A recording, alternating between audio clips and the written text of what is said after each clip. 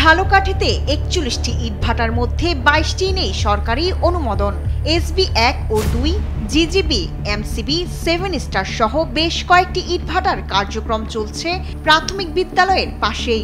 কাঠ পোড়ানোয় কালো ধোঁয়ায় শ্বাসকষ্ট, চোখ জ্বালা, অ্যালার্জি সহ নানা সমস্যায় শিক্ষার্থী ও স্থানীয়রা।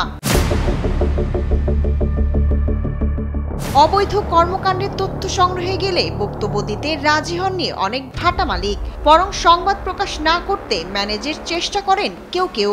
স্থানীয়দের অভিযোগ, প্রশাসনের শিথিল তদারকির সুযোগে দিন দিন বেপরোয়া হয়ে উঠছে এসব ভাটা মালিক। প্রাইমারি স্কুলের দুই সাইডে দুইটা চলতে আছে। রঘু দড়িচর এই সরকারি বৃহত্তম বিদ্যালয় এই স্কুলের পাশে আমরা ইট কাটি। খুলনা থেকে এই কাঠালিয়া থানায় এই এসবি ভাটায় আমরা ইট কাটি আজ ৬ বছর ধরে। এখানে ইট পোড়া হয়, ইট কাটে, সমিল আছে, লাকড়ি টাকড়ি কাটে।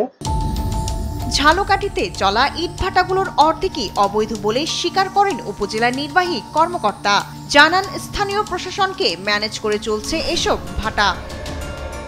সকল অবৈধ ইটভাটার বিরুদ্ধে আইনগত ব্যবস্থা গ্রহণ করা হবে। খুবই দ্রুততম সময়ের মধ্যে আমরা আইনগত ব্যবস্থা গ্রহণ করতে পারব।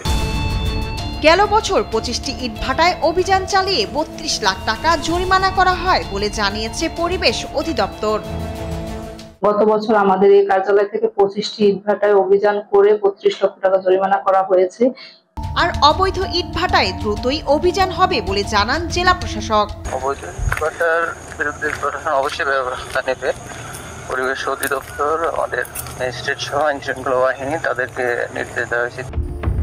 আইনের কঠোর প্রয়োগ আর ভাটা মালিকরা সচেতন না হলে ঝালকাঠির পরিবেশ ভয়াবহ হতে পারে, এমনটাই আশঙ্কা এলাকাবাসীর। শায়লা খান, নিউজ ডেস্ক, দেশ টিভি।